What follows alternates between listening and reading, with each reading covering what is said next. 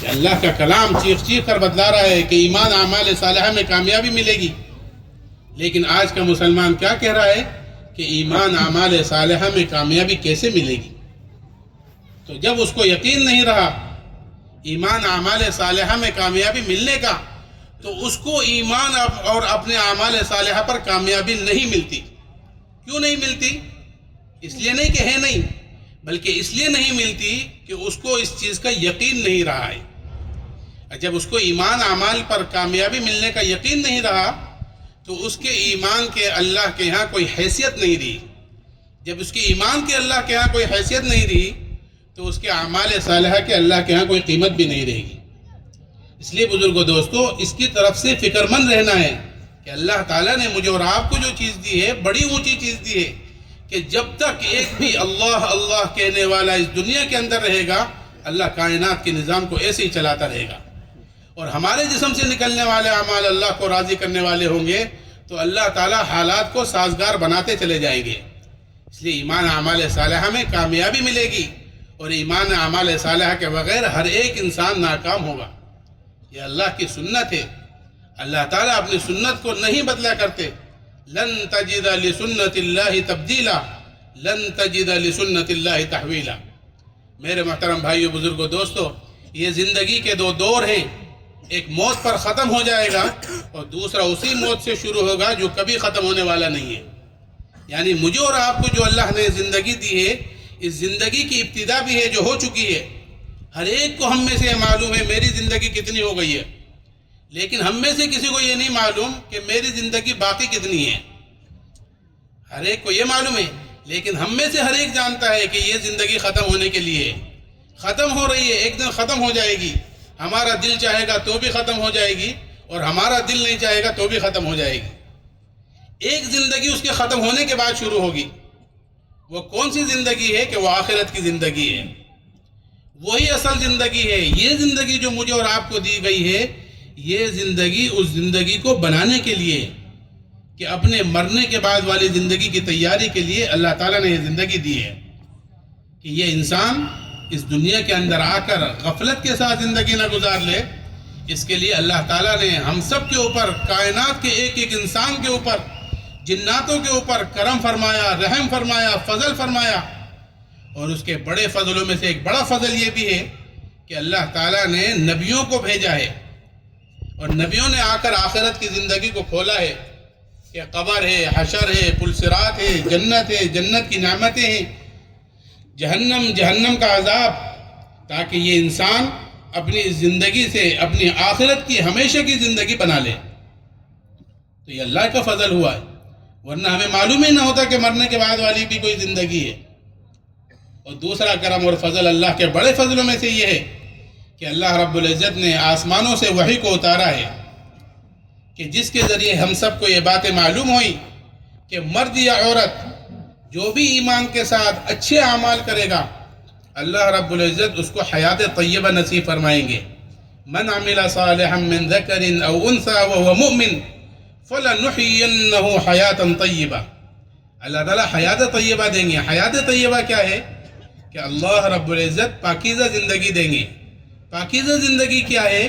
کہ اللہ رب العزت چین سکون والی زندگی دیں گے، کہ یہی دنیا کی کامیابی ہے، کہ دلوں کا چین سکون، کہ اللہ تعالیٰ یہ ایمان اعمال صالحہ پر دیں گے، کہ سب سے پہلی چیز اللہ رب العزت اس کے خود کے دلوں میں چین سکون ڈالیں گے، نیک لوگوں کے دلوں میں محبتوں کو ڈالیں گے، ان کی نگاہوں کے اندر عظمتوں کو ڈالیں گے، چیزوں کے اندر برکتوں کو ڈالیں گے، دعاؤں کے اندر قبولیت کو ڈالیں گے، اور آخرت کے اعتبار سے جو اس کو نصیب فرمائیں گے وہ جنت عطا فرمائیں گے۔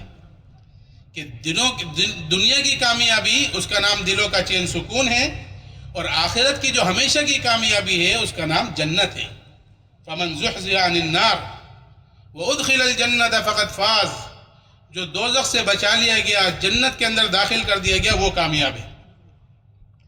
اور وہاں جو چیز ملے گی ہمیشہ ہمیشہ کے لیے ملے گی، کہ ہمیشہ کی زندگی ہوگی، کبھی موت نہیں آئے گی، ہمیشہ کی جوانی ہوگی، کبھی بڑھاپا نہیں آئے گا، ہمیشہ کی راحتیں ملیں گی، کبھی تکلیف نہیں آئے گی، ہمیشہ کی عزتیں ملیں گی، کبھی ذلت نہیں آئے گی، ہمیشہ کی تندرستی ملے گی، کبھی بیماری نہیں آئے گی، ہمیشہ کی خوشی ملے گی، کبھی غم نہیں آئے گا، اور ہمیشہ کا کھانا پینا دیا جائے گا، کبھی اس کا بل نہیں آئے گا۔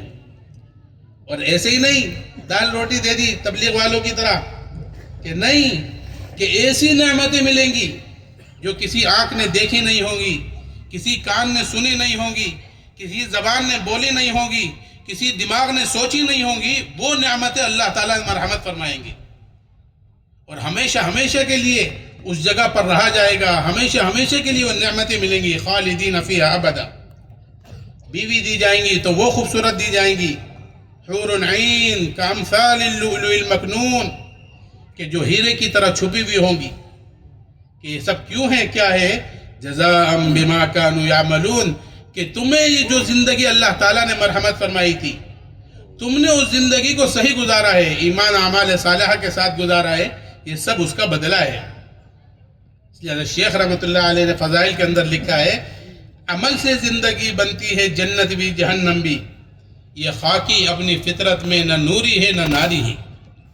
کہ انسان جو کچھ بنے گا وہ عمل سے بنے گا، کہ عمل اچھے ہیں تو انسان اچھا ہے، اور عمل بگڑے ہوئے ہیں تو انسان بگڑا ہوا ہے۔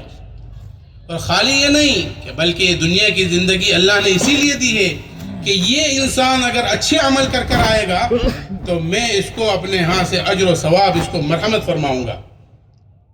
لیکن دوسری چیز بھی ہے کہ اگر یہ انسان اپنی زندگی کو بگاڑ کر آیا ہے، اللہ کا نافرمان بندہ بن کر گیا ہے، تو اس انسان کی سزا بھی میرے پاس موجود ہے، کہ اللہ رب العزت کا بنایا ہوا ایک قانون ہے جزا اور سزا والا، کہ اچھے عمل کرو گے تو جزا دوں گا، اور برے عمل کرو گے تو سزا بھی میرے پاس موجود ہے۔ اور اسی احکم الحاکمین کا بنایا ہوا ایک نظام ہے کہ انسان اس دھرتی پر آ کر، اس دنیا کے اوپر رہ کر، اس زمین کے اوپر رہتے ہوئے جو کچھ کرے گا وہ سب محفوظ ہوتا رہے گا۔ جیسے کسی انسان کی کوئی دنیا کے اندر کوئی پراپرٹی ہوتی ہے، وہ اس پراپرٹی کے اندر کیمرے لگاتے ہیں، یہ حکومت والے سڑکوں پر کیمرے لگاتے ہیں کہ کوئی گاڑی اسپیڈ سے زیادہ اپنے بھگائے گا تو اس کا وہ سارا کیچ کر لیا جائے گا، یا کوئی انسان غلط کام کرے گا روڈ کے اوپر تو وہ سارا اس کے اندر آ جائے گا۔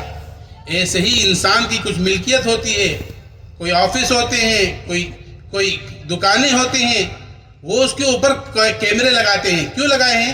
کہ کوئی چوری چکاری کرے گا تو اس کے اندر قید ہو جائے گا۔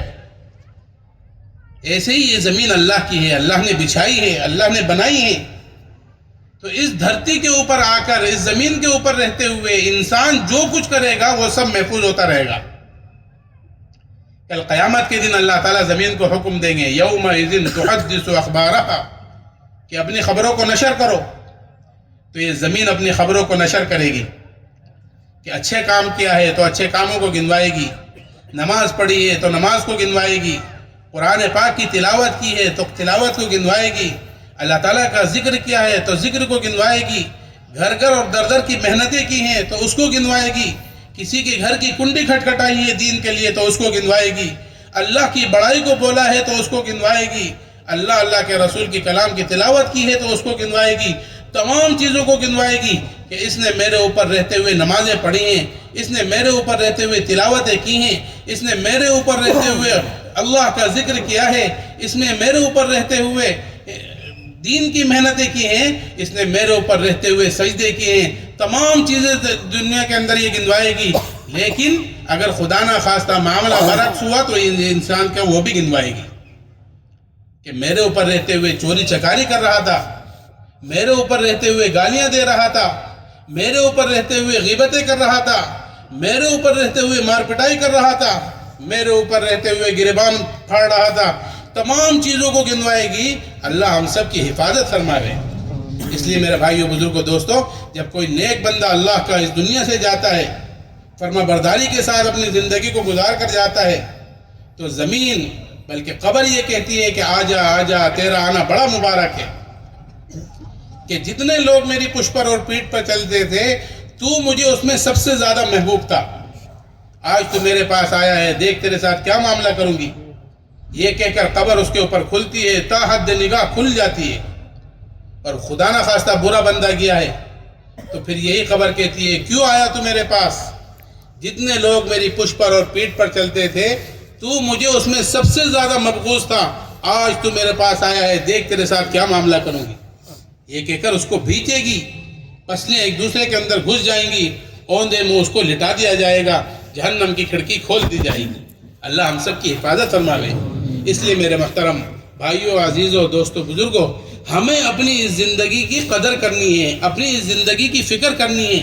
یہ دعوت و تبلیغ کی محنت جو اللہ تعالیٰ نے مجھے اور آپ کو اپنے فضل اور کرم سے مرحمت فرمائی کہ اس کے اندر اپنے اس ایمان کی طرف متوجہ کرنا ہے اور اپنی زندگی کو جناب رسول اللہ صلی اللہ علیہ وسلم کے طریقے کے مطابق بنانا ہے کہ انسان اللہ کے راستے میں نکلتا ہے اور صبح سے شام تک بولتا ہے ایمان کو، ایمان ایمان ایمان ایمان، کہ نام کس چیز کا ہے؟ کہ 7 چیزوں کا نام ایمان ہے۔ کہ آمنت باللہ، ایمان لایا میں اللہ پر۔ اس کا مطلب کیا ہے؟ کہ اس کا مطلب یہ ہے کہ اللہ سب کا خالق ہے، باقی تمام چیزیں مخلوق ہے۔ کہ خالق کا یقین دل کے اندر آ جائے، مخلوق کا یقین دل سے نکل جائے۔ تو خالق کا یقین کیسے آئے گا؟ خالق تو نظر نہیں آتا، مخلوق ساری کی ساری نظر آ رہی ہے، اس کا یقین خود بخود چلا آ رہا ہے، اس یقین کو نکالنا پڑے گا۔ کہ خالق کا یقین لانے کے لیے بار بار اللہ کی بڑائی کو بولنا، اللہ کی عظمتوں کو بولنا، اللہ کی قدرتوں کو بولنا، اللہ کے غیبی خزانوں کو بولنا، اللہ سے ہونے کو بولنا، اللہ کے جلال و جبروت کو بولنا، اللہ کی شان و شوکت کو بولنا۔ جتنا آدمی بولتا چلا جائے گا، خالق کا یقین دل کے اندر آتا چلا جائے گا کہ اللہ کی ذات حقیقی ذات ہے، تمام ذاتوں کو اللہ نے پیدا کیا ہے، اللہ کی صفات حقیقی صفات ہے، تمام صفاتوں کو اللہ نے پیدا کیا ہے۔ اللہ نے میری اور آپ کی اور عالم میں بسنے والے ایک ایک انسان کی کامیابی صرف اور صرف اپنے حکموں کو جناب رسول اللہ صلی اللہ علیہ وسلم کے طریقے پر پورا کرنے میں رکھی ہے کہ اللہ کی ذات عالی کے ساتھ تعلق پیدا ہو اور اس کی قدرت سے براہ راست فائدہ اٹھانے کے لیے حضور اکرم صلی اللہ علیہ وسلم ایک طریقہ لے کر تشریف لائے ہیں۔ جب وہ طریقہ اور سلیقہ ہماری زندگیوں میں آئے گا، اللہ رب العزت ہمیں کامیابی عطا کر کے دکھائیں گے۔ اس لیے کہ کامیابی ناکامی کس کے ہاتھ میں ہے؟ اطمینان اور پریشانی کس کے ہاتھ میں ہے؟ کہ وہ تنے تنا اللہ کے ہاتھ میں ہے۔ اللہ کے پاس چیزوں کے اور حالات کے خزانے ہیں، لام محدود خزانے ہیں، کہ تنہا کرنے والی ذات اللہ کی ہے۔ قل هو اللہ احد، اللہ تعالیٰ بے نیاز ہے، اللہ الصمد، اللہ تعالیٰ علیم ہیں، جاننے والے ہیں، اللہ تعالیٰ بصیر ہیں، دیکھنے والے ہیں، اللہ تعالیٰ سمیع ہیں، سننے والے ہیں، اللہ مالک ہیں، ہم مملوک، اللہ رازق ہیں، ہم مرزوق، اللہ خالق ہیں، ہم مخلوق ہیں۔ کہ آگ سے جناتوں کو پیدا کر دیا، نور سے فرشتوں کو پیدا کر دیا، مٹی سے ہم انسانوں کو پیدا کر دیا، وہ زندگی اور موت کا پیدا کرنے والا اللہ، چاند سورج کو پیدا کرنے والا اللہ، ستاروں سیاروں کو پیدا کرنے والا اللہ، سمندر پہاڑوں کو پیدا کرنے والا اللہ۔ عزت اور ذلت اللہ کے فیصلے سے آتی ہے، موت اور حیات اللہ کے حکم سے آتی ہے، بیماری تندرستی اللہ کی طرف سے آتی ہے، دن اور رات کے نظام کا الٹنا پلٹنا اللہ کی طرف سے آتا ہے۔ میرے بھائیوں، بزرگوں، دوستوں، اللہ کی قبض قدرت میں تمام چیزیں ہیں۔ جو کچھ خشکی میں ہوتا ہے اللہ اس کو جانتا ہے، جو کچھ تری میں ہوتا ہے اللہ اس کو جانتا ہے، کوئی پتا درخت سے گرتا ہے اللہ اس کو جانتا ہے، اس پتے کو کون سی بکری کھائے گی اللہ اس کو جانتا ہے، اس بکری کو کون سے انسان کھائے گا اللہ اس کو جانتا ہے۔ کوئی بھی تر اور خشک چیز ایسی نہیں ہے جو اللہ کی روشن کتاب میں لکھی ہوئی نہ ہو۔ یہاں تک کہ کالی رات میں کالے پہاڑ پر کالے پتھر کے نیچے کالی چیونٹی چل رہی ہے، اللہ تعالیٰ اس کے ایک ایک حرکات اور سکنات کو دیکھ رہا ہے۔ اس کے چھوٹے سے دماغ میں جو چیزیں چل رہی ہیں اللہ تعالیٰ اس سے باخبر ہے، اور اللہ رب العزت اس کو اس جگہ پر رزق پہنچا رہا ہے۔ وہ اللہ سبحانہ و تعالیٰ ایسی ذات عالی ہے جس کو اس جہاں کے اندر نہ کسی آنکھ نے دیکھا نہ کوئی دیکھ سکتا ہے۔ لا تدرکہ الابصار وہو یدرک الابصار وہو اللطیف الخبیر، نہ کوئی اوصاف بیان کرنے والا اس کے اوصاف کو بیان کر سکتا ہے، نہ حوادث زمانہ اس کے اوپر اثر انداز ہو سکتا ہے، نہ گردش روزگار کو اس کو کوئی اندیشہ ہے۔ وہ ذات ایسی ہے جو پہاڑوں کے اوزانوں کو جاننے والی ہے، سمندر کے پیمانے کو جاننے والی ہے، بارش کی قطروں کے تعداد کو جاننے والی ہے، درختوں کے پتوں کے شمار کو جاننے والی ہے۔ ایک آسمان دوسرے آسمان کو اس سے چھپا نہیں سکتا، نہ ایک زمین دوسری زمین کو اس سے چھپا سکتی ہے، نہ کوئی سمندر جو اس کی تہ میں پڑا ہوا ہے اس سے چھپا سکتا ہے، نہ کوئی پہاڑ جو اس کے غاروں میں چھپا ہوا ہے اس سے چھپا سکتا ہے۔ گویا اللہ سبحانہ و تعالی ایسی صفات اور کمالات والے ہیں کہ اگر ساتوں سمندر سیاہی بن جائیں، درختوں کے پتے ورق بن جائیں اور ان درختوں کی قلمیں بنا دی جائیں، ساتوں سمندر ختم ہو کے رہیں گے، قلمیں گھس گھس کے ختم ہو کے رہیں گی، درختوں کے پتے ختم ہو کے رہیں گے، اللہ کی باتیں، اللہ کی تعریفات پوری نہیں ہو سکتی۔ قُلْ لَوْ كَانَ الْبَحْرُ مِدَادًا لِكَلِمَاتِ رَبِّي لَنَفِدَ الْبَحْرُ قَبْلَ أَن تَنْفَدَ كَلِمَاتُ رَبِّي وَلَوْ جِئْنَا بِمِثْلِهِ مَدَدًا، کہ اس کی مدد کے لیے اور لے آؤ اور لے آؤ اور لے آؤ، اللہ کی باتیں، اللہ کی تعریفات پوری نہیں ہو سکتی۔ وہ ذات ہے جو اول بھی ہے، وہ ذات ہے جو آخر بھی ہے، وہ ذات ہے جو ظاہر بھی ہے، وہ ذات ہے جو باطن بھی ہے، وہ ذات ایسی ہے نہ اس کو اونگ آتی ہے نہ نیند آتی ہے۔ اللہ لا الہ الا هو الحی القیوم لا تأخذه سنة ولا نوم، جو کچھ آسمانوں میں ہے وہ اللہ کا، لہو ما فی السماوات وما فی الارض، جو کچھ زمینوں میں ہے وہ اللہ کا، جو کچھ اس کے درمیان ہے وہ اللہ کا ہے۔ میرے بھائیو، بزرگوں، دوستوں، ہمارے دلوں کا یقین بن جائے کہ اللہ ہی زندگی بناتے ہیں، اللہ ہی زندگی بگاڑتے ہیں، کہ اللہ کے علاوہ جتنی چیزیں ہیں سب مخلوق ہیں۔ مخلوق جیسے بننے میں محتاج ہے، ایسے ہی استعمال ہونے میں بھی اللہ کی محتاج ہے، کہ اللہ ہی زندگی کو بناتے ہیں، اللہ ہی زندگی کو بگاڑتے ہیں، اور اللہ جب زندگی کو بنانے پر آ جائے تو ساری مخلوق مل کر بگاڑ نہیں سکتی، اور اللہ جب زندگی کو بگاڑنے پر آ جائیں تو ساری مخلوق مل کر بنا نہیں سکتی۔ اور اللہ جب زندگی کو بناتے ہیں تو ہلاک کرنے والی چیزوں میں زندگی کو بنا دیتے ہیں۔ سیدنا ابراہیم علیہ السلام کے لیے آگ کو گلزار بنا دیا، کہ کیوں؟ کہ یہ تمام چیزیں اللہ کی قبض قدرت میں ہیں۔ حالانکہ اللہ رب العزت نے 4 عناصر اربع بنائے ہیں، بڑے بڑے عناصر 4 بنائے ہیں، اور ان میں ہر ایک میں اللہ نے وہ طاقت اور قوت رکھی ہے کہ ہر ایک دنیا کو ختم کرنے کے لیے اکیلا کافی ہے۔ کہ اللہ تعالیٰ آگ کی رسی کو چھوڑ دے تو یہ ساری دنیا کو جلا کر راکھ کر دے گی۔ اللہ پانی کی رسی کو چھوڑ دے، ساری دنیا کو ڈبو دے گی۔ اللہ ہوا کی رسی کو چھوڑ دیں، ساری دنیا کو اٹھا کر پٹک دے گی۔ اللہ مٹی کی، زمین کی رسی کو چھوڑ دیں، ساری دنیا کی فلک بوس عمارتیں سجدے میں گرے گی۔ لیکن مؤذنین اذانوں کے ذریعے ہمیں یہ پیغام دے رہے ہیں کہ اللہ اکبر، اللہ اکبر، اللہ اکبر، اللہ اکبر، کہ بڑے عناصر 4، آگ، پانی، ہوا اور مٹی، اللہ اکبر۔ کعبے کے کونے 4، اللہ اکبر۔ دنیا کے کونے 4، مشرق، مغرب، شمال اور جنوب، اللہ اکبر۔ 4 دنیا کے موسم 4، اللہ اکبر۔ بڑے فرشتے 4، جبرائیل، میکائیل، اسرافیل، اسرائیل، اللہ اکبر۔ بڑے خلیفہ 4، ابو بکر، عمر، عثمان، علی، اللہ اکبر۔ کہ چاروں موسموں میں اللہ اکبر، چاروں کونوں میں اللہ اکبر، چاروں سمتوں میں اللہ اکبر۔ اللہ سب سے بڑا ہے، کہ اس کی ذات عالی کا یقین دل کے اندر آ جائے کہ وہ جب کسی انسان کی مدد کرنے پر آتا ہے تو ہلاک کرنے والی چیزوں میں مدد کر کے دکھلاتا ہے۔ جیسے سیدنا ابراہیم علیہ السلام کے لیے آگ کو گلزار بنا دیا۔ ہم میں سے ہر ایک جانتا ہے آگ کا کام کیا ہے؟ جلانا۔ لیکن ابراہیم علیہ السلام کے لیے آگ کو حکم دیا کہ یہ آگ ٹھنڈی ہو جا، اور ٹھنڈی اتنی نہیں کہ ٹھنڈ لگنے لگے، بلکہ ایسی ٹھنڈی ہو جا جو سلامتی والی ہو۔ قُلْنَا يَا نَارُ كُونِي بَرْدًا وَسَلَامًا عَلَىٰ إِبْرَاهِيمَ۔ تو آگ ٹھنڈی ہو گئی، حالانکہ آگ کا کام جلانا ہے۔ اللہ نے دکھلایا کہ آگ کی رسی ہمارے پاس ہے، ہمارے قبضے قدرت میں ہے۔ اللہ پانی کی رسی کو چھوڑ دے تو ساری دنیا کو ڈبو دے گی۔ اللہ بتلا رہے ہیں کہ اس کی زیادہ طاقت ہماری طاقت ہے۔ تو اللہ رب العزت جب مدد کرنے پر آتے ہیں تو ہلاک کرنے والی چیزوں میں مدد کر کے دکھلاتے ہیں۔ بعض مرتبہ اللہ تعالیٰ یہ کرتے ہیں کہ چیزوں کی شکل کو ہی بدل کر رکھ دیتے ہیں. کبھی تاثیر کھینچ لی، آگ کی تاثیر کھینچ لی، حالانکہ آگ نظر آ رہی ہے.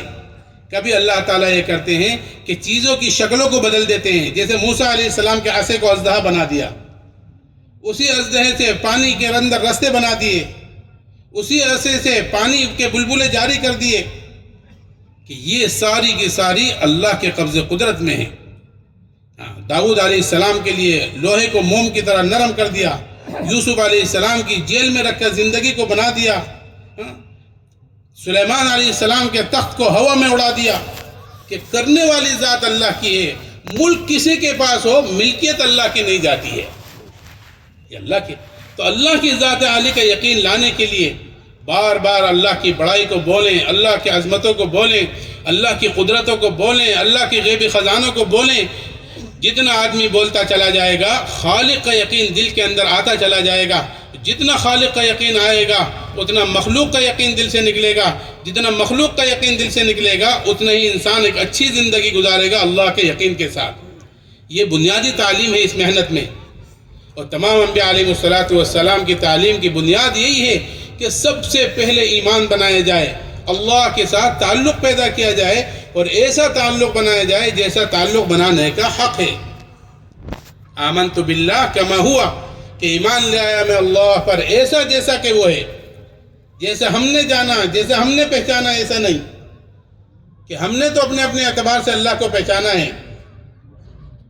کہ تاجر کے بیٹے نے تجارت کے اعتبار سے اللہ کو پہچانا، زارع کے بیٹے نے زراعت کے اعتبار سے اللہ کو پہچانا، کاشتکار کے بیٹے نے کاشتکاری کے اعتبار سے اللہ کو پہچانا، ملازم کے بیٹے نے ملازمت کے اعتبار سے اللہ کو پہچانا. اللہ ان چیزوں سے بہت بالا تر ہے، بہت بالا تر ہے، بہت بالا تر ہے.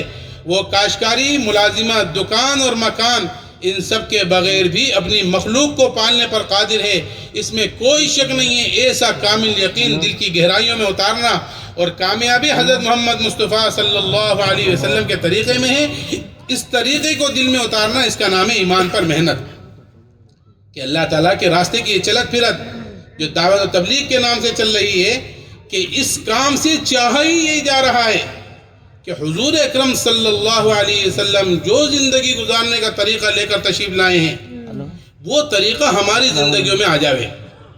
عبادات میں، معاملات میں، معاشرت میں، اخلاق میں، تجارت میں، اور زندگی کے جتنے شعبے ہیں تمام کے اندر نبی پاک علیہ السلام والا طریقہ آ جاوے. کسی نے بڑے حضرت سے پوچھا تھا کہ حضرت آپ ہر ایک کو یہ کہتے ہو نکلو نکلو اللہ کے راستے میں نکلو، آپ چاہتے کیا ہو؟ فرمایا احیاء جمیع ما جاء به النبی صلی اللہ علیہ وسلم، کہ حضور اکرم صلی اللہ علیہ وسلم کا وہ طریقہ ہم اپنی زندگیوں میں زندہ کرنا چاہتے ہیں اس کام کے ذریعے سے. تو میرے بھائیو بزرگوں دوستو، اس کی دعوت ہے. اور ہمارے دادا جان حضرت جی مولانا محمد انعام الحسن صاحب رحمۃ اللہ علیہ فرمایا کرتے تھے کہ دعوت ایک ایسی، اللہ تعالیٰ نے اس کے اندر ایک ایسی تاثیر رکھی ہے کہ جب آدمی اس کو صحیح طریقے سے دینے لگتا ہے، اچھے انداز سے دیتا ہے، صحیح اسلوب کے ساتھ دیتا ہے، موقع محل دیکھ کر دیتا ہے، اچھی طرح سے دیتا ہے، تو سب سے پہلا اس کا اثر دینے والے کے اوپر ظاہر ہو جاتا ہے.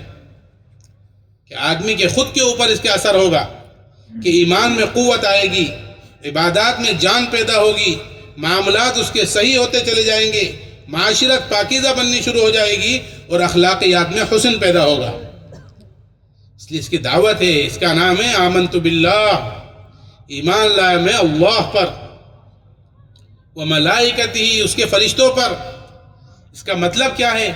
کہ اس کا مطلب یہ ہے کہ ایک اللہ کا غیبی نظام ہے جو چھپا ہوا ہے، کسی کو نظر نہیں آتا، اور ایک انسان کا ظاہری نظام ہے جو سب کو نظر آتا ہے. ملک والا لو، مال والا لو، روپیہ پیسے والا لو، اکثریت والا لو، طاقت والا لو، کہ ہمارا ہم میں سے ہر ایک کا یقین اسی کے گرد گھوم رہا ہے.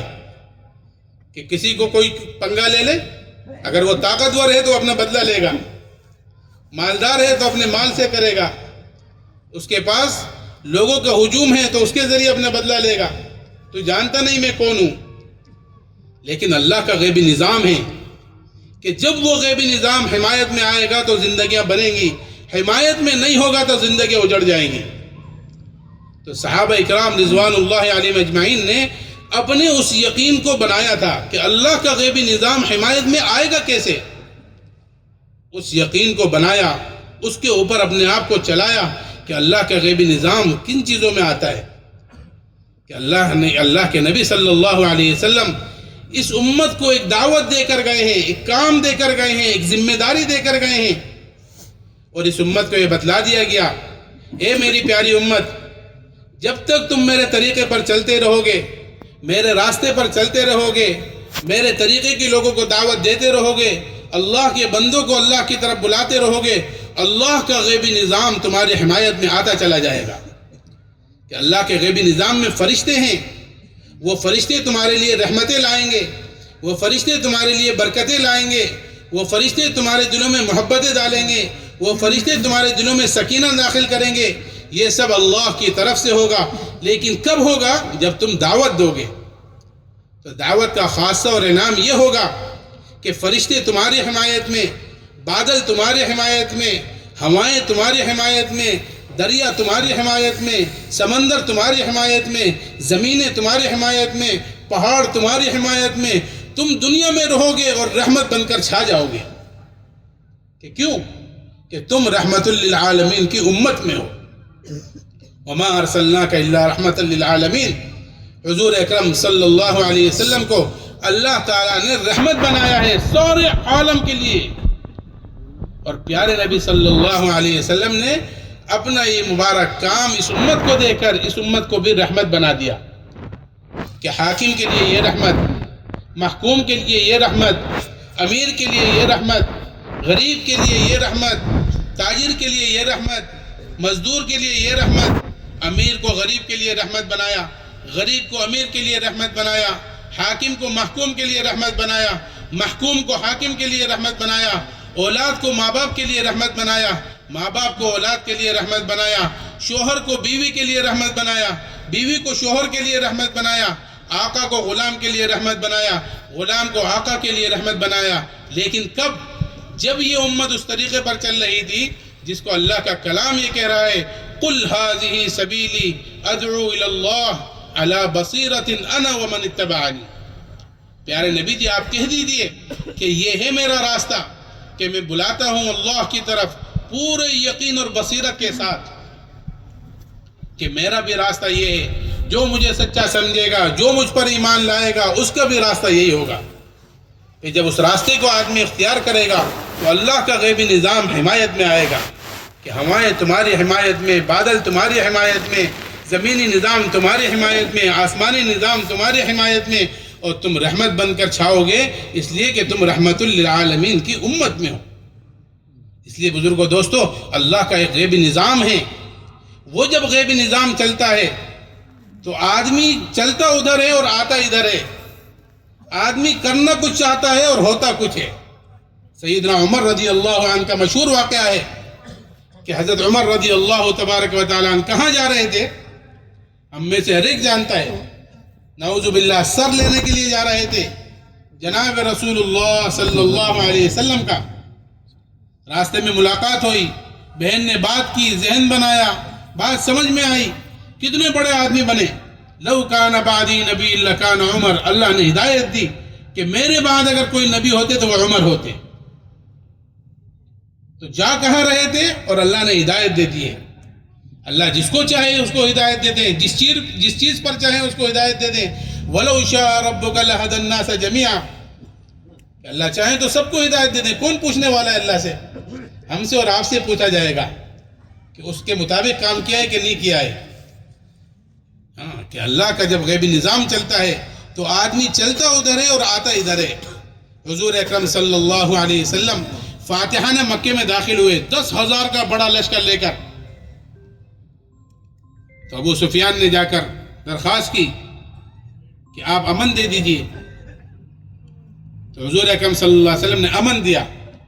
دیکھو، ایک ہوتی ہے ملوکیت، ایک ہوتی ہے نبوت. نبوت اور ملوکیت میں زمین اور آسمان کا فرق ہوتا ہے. اس لیے کہ جب کوئی بادشاہ کسی ملک پر قبضہ کرتا ہے تو اس ملک کا یہ حال کر دیتا ہے تو اس کو تہس نہس کر دیتا ہے. اس کے عزت دار لوگوں کو ذلیل کر دیتا ہے اور ذلیل لوگوں کو اوپر اٹھا دیتا ہے تاکہ یہ عزت دار دوبارہ کبھی اپنی گردن نہ اٹھائیں. یہ ہوتی ہے ملوکیت. ایک ہوتی ہے نبوت کہ جب نبی کسی ملک میں داخل ہوتا ہے اور اس کو فتح کرتا ہے تو عام معافی کا اعلان کرتا ہے. حضور اکرم صلی اللہ علیہ وسلم فاتحان مکے میں داخل ہو رہے ہیں اور کیا اعلان کر رہے ہیں کہ جو اپنے گھر کے دروازوں کو بند کرے گا وہ امن میں رہے گا. جو ابو سفیان کے گھر کے اندر داخل ہو جائے گا اس کو کوئی کچھ نہیں کہے گا. جو بیت اللہ میں چلا جائے گا اس کو کوئی کچھ نہیں کہے گا. ایسا کوئی کر سکتا ہے؟ یہ اخلاق ہیں پیارے نبی صلی اللہ علیہ وسلم کے. اب ہندا اتنے سخت دل جنہوں نے حضور اکرم صلی اللہ علیہ وسلم کے چچا حضرت حمزہ رضی اللہ عنہ کے ناک کان کاٹے، کلیجہ نکالا، خون پینا چاہا پی نہ سکی، الٹی کر دی، کلیجہ چبانا چاہا چبا نہ سکی، انگلیاں کاٹ کر گلے کا ہار بنایا. اتنی سخت دل. اس نے کہا کہ ایسا بھی کبھی ہوتا ہے کہ ہم نے ان کو اتنا ستایا، ہمارے مردوں نے اتنا ستایا، ہم نے اتنا ستایا اور وہ ایسے عام اعلان کر رہے ہیں. تو مرتی کیا نہ کرتی، گھر کا دروازہ بند کر لیا. رات کا سناٹا چھایا تو اس نے جا کر دیکھا کہ تھوڑا سا دیکھوں تو صحیح کتنے خون کی نہریں چل رہی ہوں گی، کتنی لاشیں تڑپ رہی ہوں گی، کتنی عصمتیں لٹ چکی ہوں گی. تھوڑا سا دروازہ کھولا تو دیکھا پورے مکہ مکرمہ میں سناٹا چھایا ہوا ہے. خوف چڑھا اس کے اوپر کہ ایسا تو کبھی ہوا ہی نہیں. ہمت کر کے گھر سے باہر قدم نکالا تو چلتی چلتی چلتی کعبے پر پہنچی تو دیکھا 10,000 کا بڑا لشکر قریش کی ہدایت کے لیے دعا مانگ رہا تھا. تو فوراً مسلمان ہو گئی اور حضور اقدس صلی اللہ علیہ وسلم کی خدمت اقدس میں حاضر ہوئی کہ یا رسول اللہ صلی اللہ علیہ وسلم، میں نے سنا تھا آپ باہر ٹھہرے ہوئے ہیں اور آپ کا خیمہ سب کے بیچ میں لگا ہوا ہے اور میرے نزدیک آپ کے خیمے سے زیادہ بدتر خیمہ کوئی نہیں تھا، لیکن اللہ نے میرے دل کو پلٹ دیا. اب میرے نزدیک آپ کے خیمے سے زیادہ بہتر خیمہ کوئی نہیں ہے. یہ دین ایسے پھیلا ہے. تو حضور اکرم صلی اللہ علیہ وسلم نے ہر ایک کے لیے معافی کا اعلان کیا. تو حضرت اکرمہ ابو جہل کے بیٹے یہ مکہ چھوڑ کر بھاگ گئے. کیوں؟ کہ جتنا میں نے، میرے والد نے، میرے لوگوں نے حضور اکرم صلی اللہ علیہ وسلم کو، آپ کے صحابہ کو جتنا ستایا ہے، اگر ہم ہاتھ لگ گئے تو ہماری خیر نہیں ہوگی. تو مکہ چھوڑ کر بھاگ گئے. بیوی مسلمان ہو گئی اور حضور اقدس صلی اللہ علیہ وسلم کی خدمت اقدس میں حاضر ہوئی کہ یا رسول اللہ صلی اللہ علیہ وسلم، میں چاہتی ہوں کہ آپ اکرمہ کو امن دے دیجئے کہ وہ واپس مکے آ جائیں. آپ کا نورانی مبارک شکل و صورت کو دیکھیں، آپ کے چہرے انور کو دیکھیں، آپ کے صحابہ کو دیکھیں، آپ کے اخلاق کو دیکھیں، صحابہ کی صفات کو دیکھیں، ان کے والے اعمال کو دیکھیں. اللہ کی ذات سے امید ہے اللہ اس کو ہدایت دے گا. حضور نے امن دیا. کس کو امن دیا جا رہا ہے؟ سخت ترین دشمن. پیارے نبی صلی اللہ علیہ وسلم فرما رہے ہیں ایک موسیٰ علیہ السلام کے زمانے کا فرعون تھا، ایک میرے زمانے کا فرعون ہے. میرے زمانے کا فرعون ابو جہل ہے جو موسیٰ علیہ السلام کے فرعون سے بڑا ہوا ہے. اس کے بیٹے کو امن دیا جا رہا ہے. تو اکرمہ کو امن دیا. اور اکرمہ کا حال یہ ہے کہ مکہ چھوڑ کر جا چکے ہیں، سمندر پر پہنچ چکے ہیں، کشتی کرائے پر لے چکے ہیں، کشتی میں سوار ہو چکے ہیں. ملاح نے کشتی چلا دی ہے اور کشتی اللہ نے بھور میں پھنسائی. جہاں سے کشتی چل رہی تھی واپس آ کر وہیں رک رہی تھی. تو ملاح کہنے لگے بچنا چاہتے ہو؟ کشتی چلانے والے نے کہا کہ بچنا چاہتے ہو؟ کہ ہاں بچنا چاہتا ہوں، اسی لیے تو بھاگ رہا ہوں. تو پھر پڑھو میرے ساتھ لا الہ الا اللہ محمد الرسول اللہ. تو اکرمہ کہنے لگے ارے بھائی اسی کلمے سے تو بھاگ کر آیا ہوں، یہ پڑھنا ہوتا تو وہیں نہ پڑھ لیتا، تو میں تو بھاگا ہی اسی وجہ سے ہوں. کہنے لگا بچنے کا راستہ تو صرف یہی ہے. ابھی باتیں ہو رہی تھی، کسی نے کپڑا ہلانا شروع کیا تو ملاح کی نظر پڑی کہ کوئی اور بھی پار ہونا چاہتا ہے، اجازت ہو تو بٹھاؤں. اکرمہ نے دیکھا، کہنے لگا یہ تو میری بیوی ہے. تو فوراً بڑا خوش ہو گیا، آ جاؤ آ جاؤ، دونوں یہ ملک چھوڑ دیں گے. تو بیوی کہنے لگی میں تو تمہیں لینے آئی ہوں.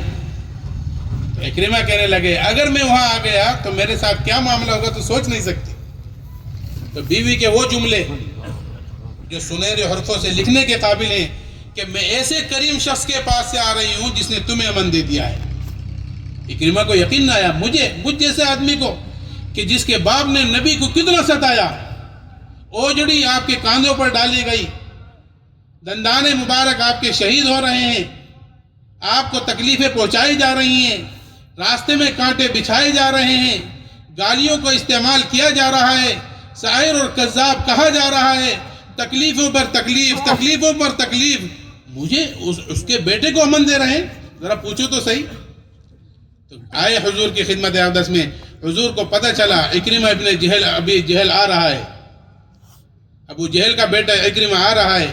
تو آپ نے اپنے صحابہ کو جمع کیا اور فرمایا دیکھو اس کے باپ کو برا بلا مت کہنا, کہ کیوں کہ اس تک بات پہنچے گی کہ نہیں پہنچے گی, اس کی وجہ سے زندے کو تکلیف ہوگی.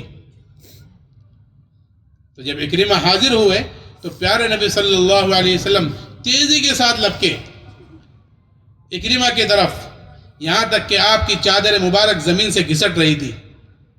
تو اکرمہ نے یہ دیکھا یہ اخلاق ہیں آپ کے غیروں کے لیے, تو آپ کے اپنے لوگوں کے لیے کیسے اخلاق ہوں گے. فوراً کلمہ پڑھا لا الہ الا اللہ محمد الرسول اللہ.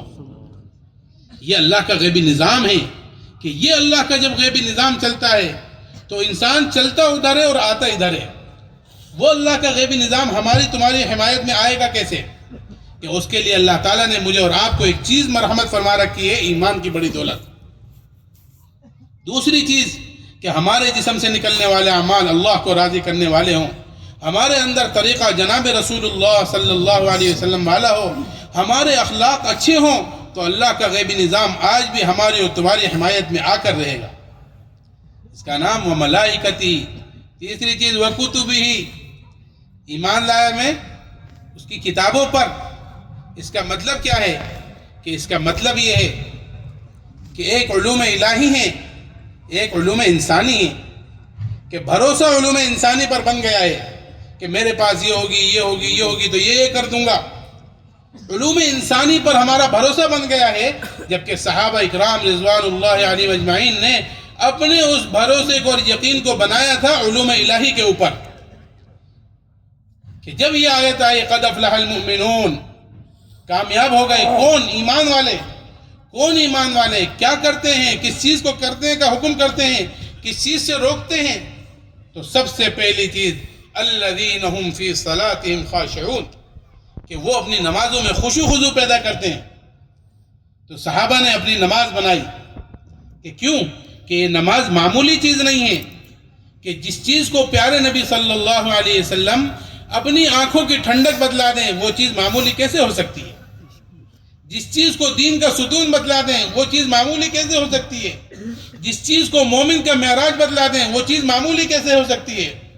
کہ جس چیز کے اندر بندہ بندہ نظر آتا ہے, مولا مولا نظر آتا ہے, وہ چیز معمولی کیسے ہو سکتی ہے. کہ زبان سے, کلمات سے, ہاتھوں سے, پیروں سے, رکوع سے, سجدے سے, خشوع سے, خضوع سے, عاجزی سے, انکساری سے, کہ ہر چیز کے اندر بندہ بندہ نظر آ رہا ہے, مولا مولا نظر آ رہا ہے. تو انہوں نے اپنی نماز بنائی, اور کیسی نماز بنائی کہ اس نماز کے اندر جو چیز آ گئی اور جتنے ہزار دینار اور درہموں کی آ گئی, صحابہ اس کو برداشت نہیں کرتے تھے. یہاں تک کہ کتنے قصے حضرت شیخ رحمۃ اللہ علیہ نے فضائل کے اندر لکھے ہیں کہ ایک صحابی اپنے باغ کے اندر نماز پڑھ رہے تھے, گنجان بھرا ہوا باغ ہے, نکلنے کا راستہ کہیں نہیں, خوشے اس کے اوپر لٹکے ہوئے ہیں, پھل اور پھول اس کے اوپر آ رہے ہیں, کھجوریں اس کے اوپر لٹکی ہوئی ہیں, تازی پکی ہوئی کھجوریں ہیں. ایک چڑیا اس کے اندر آ گئی. لوگ پڑھتے ہیں برکت کے لیے نمازیں, تو وہ نیت بانی ہوئی تھی, چڑیا آ گئی, نکلنے کا راستہ نہ ملا, کبھی دائیں جا رہی ہے کبھی بائیں جا رہی ہے. یہ صحابی کی نیت بنی ہوئی ہے, چڑیا پر نظر چلی گئی. تو صرف اتنی سی بات ہوئی کہ سہو پیدا ہو گیا. کون سی رکعت ہے ذہن سے نکل گیا, نماز پوری کری, سہو کیا, نماز پوری کی, اور سیدھے پہنچے جناب رسول اللہ صلی اللہ علیہ وسلم کی خدمت اقدس میں کہ یا رسول اللہ صلی اللہ علیہ وسلم, میں اس باغ کو اپنے پاس نہیں رکھوں گا۔ کیوں؟ کیا بات ہوئی کہ میں اس میں نماز پڑھ رہا تھا، چڑیا آ گئی، میری نماز جیسی اہم عبادت ضائع ہو گئی۔ 40,000 درہم کا باغ کھڑے کھڑے صدقہ کر دیا ہے۔ کہ کیوں؟ کہ نماز ہے کہ اس کے اندر بندہ جب سجدے میں جاتا ہے وہ اللہ کے قریب تر ہو جاتا ہے۔ اس لیے اللہ فرما رہے ہیں سجدہ کرو میرے قریب ہو جاؤ، سجدہ کرو میرے قریب ہو جاؤ۔ تو اللہ صرف سجدے میں نہیں بلکہ نماز پڑھنے والے نمازی کا نماز کا جواب دیتے ہیں۔ جب بندہ کہتا ہے الحمدللہ رب العالمین، اللہ کہتا ہے حمدنی عبدی، میرا بندہ میری تعریف بیان کر رہا ہے۔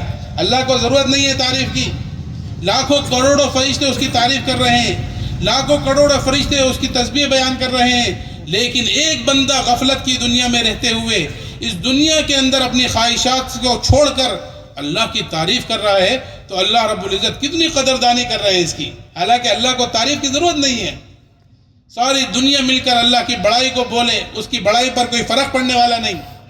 ساری دنیا مل کر اللہ کی نافرمانی کرے، اللہ کا نافرمان بن جائے، اس کے اوپر کوئی فرق پڑنے والا نہیں۔ یہ انسان کے اپنے فائدہ ہے، انسان کا اپنا نقصان ہے۔ لیکن اللہ رب العزت باوجود اس کے کہ وہ فرما رہے ہیں حمدنی عبدی، دیکھو تو صحیح میرا بندہ میری تعریف بیان کر رہا ہے۔ الرحمن الرحیم، اللہ کہتا ہے اثنا علی عبدی، میرا بندہ میری صفات بیان کر رہا ہے۔ مالک یوم الدین، اللہ کہتا ہے مجدنی عبدی، میرا بندہ میری بزرگی بیان کر رہا ہے۔ کیا ضرورت ہے اللہ کو؟ لیکن اپنے بندوں کے اوپر فخر کرتا ہے کہ یہ اس ماحول میں رہتے ہوئے مجھے یاد کر رہا ہے۔ ایاک نعبد و ایاک نستعین، تو اللہ کہتے ہیں ہاں یہ ایک چیز میرے لیے کہ عبادت تو میری ہونی چاہیے، و ایاک نستعین، اور مدد میرے بندوں کی ہونی چاہیے۔ تو جب بندہ آگے بڑھتا ہے اهدنا الصراط المستقیم صراط الذین انعمت علیہم غیر المغضوب علیہم ولا الضالین آمین تک پہنچتا ہے تو اللہ رب العزت فرماتے ہیں دیا جو کچھ تو نے مانگا میں نے دے دیا ہے۔ تو یہ نماز معمولی چیز نہیں ہے۔ صحابہ رضی اللہ عنہ اجمعین نے اس نماز کو سیکھا ہوا تھا۔ ایسا نہیں ہے جو اللہ ان کا ہے وہی اللہ ہمارا ہے، جو نبی ان کا ہے وہی نبی ہمارا ہے، جو اللہ کا کلام ان کا ہے وہی کلام ہمارا ہے، جو نماز ان کی وہی نماز ہماری ہے۔ لیکن فرق کیا ہے؟ فرق یہ ہے کہ انہوں نے اس نماز کو سیکھا ہوا تھا، ہم نے اس نماز کو سیکھا نہیں ہے۔ انہوں نے اپنی نماز کو جاندار بنایا ہوا تھا، ہم نے اس نماز کو جاندار نہیں بنا رہے کہ ان کی نماز تو ایسی جاندار بن گئی کہ بنجر زمین سے پانی نکلنے لگا۔ ان کی نماز ایسی بن گئی کہ 2 رکعت پڑھ رہے ہیں زمین سے پانی باہر نکال رہے ہیں، 2 رکعت پڑھ رہے ہیں آسمانوں سے فرشتے اتر رہے ہیں، 2 رکعت پڑھ رہے ہیں سورت پوری کرنے کا دل نہیں چاہ رہا، سورت پوری کرنے سے پہلے رکوع کرنے کا دل نہیں چاہ رہا ہے، تیر پہ تیر کھائے جا رہے ہیں لیکن رکوع کرنا گوارا نہیں کر رہے ہیں۔ کہ کیوں؟ کہ نماز ہے نماز، کہ ان کی نمازیں ایسی ہو گئی کہ آسمانوں سے فرشتے اترنے لگے، ان کی نماز ایسی بن گئی کہ مردہ زندہ ہو گیا۔ آج ہماری نماز ہمارا مسائل نہیں حل کرا رہی ہے، ان کی نمازیں مسائل کو حل کرا رہی تھی، ہماری نماز ہمارا مسئلہ ایک حل نہیں کر رہی ہے۔ کیا وجہ ہے؟ کہ انہوں نے اس نماز کو سیکھا ہوا تھا، ہم نے اس نماز کو سیکھا نہیں، ورنہ جو اللہ اس وقت تھا وہ آج بھی ہے۔ اس لیے ہمارے بڑے فرمایا کرتے تھے کہ اپنی نمازوں میں جان پیدا کرنے کے لیے نمازوں کے اندر 5 باتیں پیدا کریں گے کہ کلمے والا یقین، فضائل والا علم، مسائل والی شکل، اللہ والا دھیان، اخلاص والی نیت۔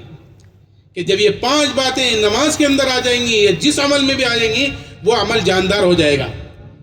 اس لیے اس کو سیکھنا ہے، اور اس کے ساتھ ساتھ یہ بھی سیکھنا پڑے گا کہ کائنات کے اندر پھیلے ہوئے جتنے نقشے ہیں کسی سے کچھ نہیں ہوتا، کرنے والی ذات اللہ کی ہے۔ کہ اللہ کا کرنے کا ایک ضابطہ ہے کہ جو اللہ کہہ دے وہ تم کر دو، جو تم کہو گے اللہ کر دے گا۔ ایاک نعبد و ایاک نستعین، کہ ہم عبادت کریں گے اللہ کی تو اللہ ہماری مدد کرے گا۔ لیکن کب؟ کہ جب یہ عبادت ہماری آسمانوں تک چلی جائے۔ اس لیے کہ زمین اور آسمان کے درمیان کا جو فاصلہ ہے وہ 500 برس کا فاصلہ ہے۔ کتنے برس؟ 500 برس۔ اس لیے حضرت شیخ رحمۃ اللہ علیہ نے لکھا ہے کہ بہت سو کی نمازیں سر کے اوپر جا کر رک جائیں گی. ہر عمل، بہت سو کی نمازیں تھوڑی اوپر جا کے رک جائیں گی. نمازوں میں اتنی طاقت آ جائے کہ یہ 500 برس کا فاصلہ طے کر لیں، اور وہ طے کریں گی ان چیزوں سے کہ اپنی نمازوں کے اندر 5 باتیں لائیں گے کہ ایک یقین صحیح ہو جس کا نام ہے ایمان، دوسرا جذبہ صحیح ہو جس کا نام ہے احتساب، کہ آدمی جو عمل کرے احتساب کے ساتھ کرے کہ میرا اللہ مجھے کیا دینے والا ہے. من قام لیلۃ القدر ایمانا واحتسابا غفر له ما تقدم من ذنبه، جو ایمان کے ساتھ اور احتساب کے ساتھ لیلۃ القدر میں قیام کرے گا اللہ سارے گناہوں کو معاف کرے گا. لیکن یہ پتہ کہاں سے چلے گا؟ یہ تعلیم کے حلقوں میں بیٹھ کر پتہ چلے گا. تیسرا، ہمارا وہ عمل حضور اکرم صلی اللہ علیہ وسلم کے طریقے کے مطابق ہو. یہ بغیر مسائل کے نہیں ہو سکتا، بغیر علم کے نہیں ہو سکتا. اور چوتھا، اللہ کا دھیان ہو کہ حدیث جبرائیل میں حضور اکرم صلی اللہ علیہ وسلم نے فرمایا من الاحسان، احسان کیا ہے؟ کہ ان تعبد اللہ کأنک تراہ فإن لم تکن تراہ فإنہ یراک، کہ تم عبادت کرو اللہ کی ایسی گویا تم اللہ کو دیکھ رہے ہو. اگر یہ صفت حاصل نہیں ہوتی تو اتنا تو خیال رکھو کہ اللہ تمہیں دیکھ رہا ہے، اللہ سے کوئی چیز پوشیدہ نہیں ہے. اور 5ویں اخلاص والی نیت، کہ اس کے لیے بار بار اپنی نیتوں کو بنانا، قرآن پاک کی تلاوت کرنا، اللہ تعالیٰ کا ذکر کرنا، اور بار بار اپنی نیتوں کو بنائیں گے تو ہمارے اندر انشاءاللہ اخلاص آتا چلا جائے گا. ان 5 چیزوں سے ہماری نماز جاندار بنے گی. یہ صحابہ اکرام رضوان اللہ علیہم اجمعین نے اپنی نمازوں کو بنایا کہ ان کی نمازوں کے اندر ان کے آپریشن ہوتے چلے جا رہے تھے اور ان کو پتہ نہیں چل رہا تھا، کہ وہ نمازوں کے اندر ایسے ہو جاتے تھے کہ دنیا کی تمام چیزوں سے کٹ جاتے تھے. یہاں تک کہ کوئی جانور ان کے بچوں کے اوپر حملہ کر دیتا تھا، یہ جانور ان کے بچوں کے پاس آ جاتا تھا، گھر کی چھت گر جاتی تھی، ان کو پتہ ہی نہیں چلتا. بعد میں پوچھتے کہ یہ شور کیسا ہے، کہ یہ چھت گر گئی تمہیں پتہ ہی نہیں چلا. ارے اللہ کی بندی، میں ایسی خدا کی بارگاہ میں پہنچا ہوا تھا، نماز کے ذریعے سے اللہ سے باتیں کر رہا تھا، مجھے اس کا کہاں خیال آیا. یہ انہوں نے اپنی نمازوں کو بنایا ہوا تھا، اس لیے وہ چاہتے تھے کہ میں آخری وقت میں بھی 2 رکعت نماز پڑھ لوں. پوچھو سعید بن عامر سے، حضور اکرم صلی اللہ علیہ وسلم کے وہ صحابی جن کو قریش نے دھوکے سے گرفتار کیا تھا، ان کی نمازوں کا حال. کہ سعید بن عامر کہتے ہیں کہ حضرت خبیب بن عدی رضی اللہ عنہ کو قریش نے دھوکے سے گرفتار کیا اور ان کو مکے کے اندر لے کر آئے، اور ایک اعلان ہوا کہ ہم نے حضور اکرم صلی اللہ علیہ وسلم کے ایک صحابی کو گرفتار کیا ہے تاکہ بدر کے واقعہ کا ان سے بدلہ لیں. چنانچہ سارا مکہ ابٹ پڑا اور سارا مکہ ابل پڑا. تو یہ سعید بن عامر کہتے ہیں کہ میں لمبا چوڑا نوجوان تھا، طاقتور نوجوان تھا، تو میں بھی لوگوں کو چیرتا پھاڑتا پہاڑ کی اس چوٹی پر پہنچا جس پہ سرداران قریش کھڑے ہوئے تھے. میں نے دیکھا کہ بہت شور ہو رہا ہے، عورتیں بھی ہیں، بچے بھی ہیں، جوان بھی ہیں، بوڑھے بھی ہیں، اور اس کے اندر ایک آدمی کو لایا جا رہا ہے جس کے ہاتھوں میں ہتھکڑیاں پڑی ہوئی ہیں، پیروں میں بیڑیاں ڈلی ہوئی ہیں، اور ایک شور اور غوغے کے ساتھ اس کو تختہ دار کی طرف لے جا رہے ہیں. اور ان صحابی کا یہ حال تھا، وہ سکون اور اطمینان کے ساتھ تختہ دار کی طرف چلے جا رہے ہیں. سعید بن عامر کہنے لگے کہ مجھے حیرت تھی ان کے سکون اور اطمینان پر کہ یہ کیسے تختہ دار کی طرف چلے جا رہے ہیں. اتنے میں ان کی ابھرتی ہوئی آواز میرے کانوں کے اندر پڑی، ان شئتم ان تترکونی ارکع رکعتین قبل مسرعی، کہ اگر تم مجھے اتنی مہلت دے سکتے ہو تو دے دو کہ میں مرنے سے پہلے 2 رکعت نماز پڑھ لوں. کہ کیوں؟ کہ پھر مرنے کے بعد نماز نہیں ہے، قبر میں نماز نہیں، حشر میں نماز نہیں، جنت میں نماز نہیں. کہ یہ عمل تو صرف یہیں تک کا ہے کہ 2 رکعت نماز کی مہلت دو. چنانچہ دے دی گئی، پڑھ لے 2 رکعت. تو 2 رکعت نماز پڑھی، سکون اور اطمینان کے ساتھ پڑھی، اور فرمانے لگے کہ جب سکون اور اطمینان کے ساتھ نماز پڑھ لی کہ واللہ لولا ان تظنوا انی اطلت الصلاۃ جزعا من الموت لَأَسْتَكْثَرْتُ مِنَ الصَّلَاةِ، خدا کی قسم اگر مجھے اس بات کا اندیشہ نہ ہوتا کہ تم میرے متعلق یہ گمان کرنے لگو گے کہ میں نے موت کے ڈر سے اپنی نمازوں کو لمبی کر دیا تو میں کیا کرتا؟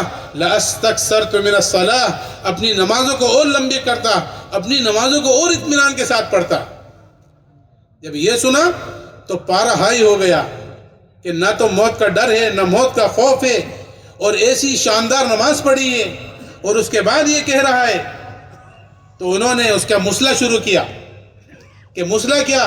کہ ناک کان کاٹے گئے، انگلیاں کاٹی جا رہی ہیں، ہاتھ پیروں کی انگلیاں کاٹی جا رہی ہیں، اور ساتھ ساتھ اَتُحِبُّ أَن يَكُونَ مُحَمَّدٌ وَأَنْتَ نَاجٍ، یہ میرے لیے کہنا بھی آسان، آپ کے لیے سننا بھی آسان، لیکن جس پہ گزر رہی ہوگی اس کو معلوم ہے کیا گزر رہی ہوگی۔ لیکن قربان جائیں آقا نامدار کالی کملی والے جناب رسول اللہ صلی اللہ علیہ وسلم کے، کہ اپنے صحابہ کی ایسی تربیت کی کہ ان کے دلوں میں اللہ نے ایسی محبتیں ڈالی کہ ان کی انگلیاں کاٹی جا رہی ہیں، ناک کان کاٹے جا رہے ہیں، اور یہ کہا جا رہا ہے کیا تم اس بات کو پسند کرتے ہو کہ تمہاری جگہ حضرت محمد مصطفیٰ صلی اللہ علیہ وسلم کی ذات اقدس ہوتی اور تم اس تکلیف سے نجات پا جاتے؟ وہ تھے سچے عاشق رسول، وہ تھے نبی سے محبت کرنے والے، وہ تھے نبی کے اتباع کرنے والے، وہ تھے نبی کے کام کو لے کر چلنے والے۔ ہم ہیں، ایک ہماری زندگی ہے، ہم ہمارے بیوی بچوں میں، ہم ہمارے کاروباروں میں، ہم اپنی دکانوں میں، ہم اپنے گھر باروں میں، ہم اپنی شادی بیاہوں میں سے نبی کے طریقے کو ایسے نکال کر پھینک دیا جیسے کوئی اجنبی چیز ہمارے ہاتھ میں۔ لیکن ان کو قربان جائیں، صحابہ کہنے لگے رضی اللہ عنہ، ارے بے وقوفوں نادانوں، وہ تو بہت بڑی بات کہتی تم نے کہ میری جگہ وہ ہوتے۔ میں تو اس بات کو بھی پسند نہیں کرتا کہ میں اپنے گھر بار کے اندر، میں اپنے کاروبار کے اندر، میں اپنے اہل و عیال کے اندر، میں اپنے بیوی بچوں کے اندر چین سکون کے ساتھ رہوں، اور حضور اکرم صلی اللہ علیہ وسلم جہاں اس حال میں جس وقت ہیں ان کے کانٹا بھی چبھ جائے یہ بھی مجھے گوارا نہیں ہے۔ یہ تو تم نے بہت بڑی بات کی۔ چنانچہ غصے میں بھر گئے اور مار مار کر شہید کر دیا۔ حضرت خبیب بن عدی رضی اللہ عنہ نے ایک نظر ڈالی مجمع کے اوپر اور اللہ تعالیٰ کی طرف، آسمانوں کی طرف منہ اٹھایا کہ اے اللہ، میں نے سارے مجمع پر نظر ڈال دی، کوئی مجھے ایسا نہیں ملا کہ تیرے نبی تک میرا سلام پہنچا دے اور میری شہادت کا پیغام پہنچا دے۔ چنانچہ اللہ نے جبرائیل کو دوڑایا کہ جاؤ میرے حبیب کے پاس اور حضرت خبیب کا سلام پہنچاؤ اور ان کی شہادت کا واقعہ بتلاؤ۔ پیارے نبی صلی اللہ علیہ وسلم کے بعد جبرائیل آئے اور خبیب کا سلام پہنچایا، اور پیارے نبی صلی اللہ علیہ وسلم فرمانے لگے وعلیکم السلام یا خبیب انا للہ و انا الیہ راجعون۔ یہ تھی صحابہ کی نماز، کہ یہ نماز معمولی چیز نہیں ہے، کہ ان کی ہر چیز دعوت بنتی چلی جا رہی تھی، کہ ان کی دعوت، ان کی عبادت دعوت، ان کی تلاوت دعوت، ان کا ذکر دعوت، ان کی تجارت دعوت، ان کی ہر چیز دعوت، کہ حضرت خبیب بن عدی رضی اللہ عنہ کی وہ 2 رکعت جو انہوں نے مرنے سے پہلے پڑھی تھی وہ سعید بن عامر کی ہدایت کا ذریعہ بن گئی۔ اس لیے بزرگوں دوستو، وہی نماز اللہ نے مجھے دی ہے، وہی نماز اللہ نے آپ کو دی ہے۔ ان کی نماز بنی ہوئی تھی، انہوں نے اپنی نمازوں سے اپنے مسائل حل کرا لیے۔ ہماری نمازوں کے اندر کمی ہے، خامی ہے، الحمدللہ پڑھتے ہیں، اس کا شکر ادا کرنا چاہیے، اس لیے کہ نمازوں کے اوپر یا ہر عمل نیک کے اوپر جب آدمی شکر کرے گا اللہ دوسرے عمل کی توفیق دے گا۔ لئن شکرتم لازیدنکم، اللہ کی نعمتوں پر جب بندہ شکر ادا کرے گا تو اللہ رب العزت مزید توفیق شامل حال فرمائیں گے۔ تو شکر تو ادا کرنا ہے کہ اللہ تیری نعمت ہے یہ کہ تو نے ہمیں نماز جیسی اہم عبادت اور فریضہ ادا کرنے کی توفیق نصیب فرمائی۔ ہم تیرا شکر ادا کرتے ہیں اور آخر میں استغفار بھی کرتے ہیں کہ اللہ جیسی پڑھنی چاہیے تھی ویسی نہیں پڑھ سکے، اللہ تو ہمیں معاف کر دے۔ تو یہ قد افلح المؤمنون، کامیاب ہو گئے کون؟ کہ ایمان والے۔ کون ایمان والے؟ جو اپنی نمازوں میں خشوع و خضوع پیدا کرتے ہیں۔ تو نماز سے کامیابی ملے گی۔ اب اللہ رمضان مبارک کا مہینہ آ رہا ہے اور حضور اکرم صلی اللہ علیہ وسلم اس مہینے کی 2 مہینے پہلے سے تیاری فرمایا کرتے تھے۔ جہاں رجب کا چاند دیکھا پیارے نبی صلی اللہ علیہ وسلم نے دعاؤں کا اہتمام شروع کیا. اللہم بارک لنا فی رجب و شعبان وبلغنا رمضان. اے اللہ میرے رجب و شعبان میں برکت دے اور مجھے رمضان تک پہنچا دے. کیسا شاندار مہینہ آ رہا ہے. یہ کیوں آ رہا ہے؟ کہ اللہ رب العزت اپنے بندوں کو کچھ دینا چاہتے ہیں. کیا دینا چاہتے ہیں؟ کہ تقوی دینا چاہتے ہیں. اس لیے فرمایا یا ایھا الذین آمنوا کتب علیکم الصیام کما کتب علی الذین من قبلکم لعلکم تتقون. کہ روزہ رکھو گے تو تمہیں تقوی نصیب ہوگا, تمہیں تقوی ملے گا. حالانکہ کوئی بھوکا نہیں مرتا. جتنا آدمی رمضانوں میں کھاتا ہے اس کے دسترخوان پر اس کی نعمتیں ہوتی ہیں, اور اللہ کی نعمتیں تو اتنی ہیں کہ انسان کے اوپر بارش کے قطروں کی طرح برستی رہتی ہیں, اور اتنی برس رہی ہیں, اتنی برس رہی ہیں, اتنی برس رہی ہیں. قرآن واضح الفاظ میں کہہ رہا ہے وَإِن تَعُدُّوا نِعْمَةَ اللَّهِ لَا تُحْصُوهَا.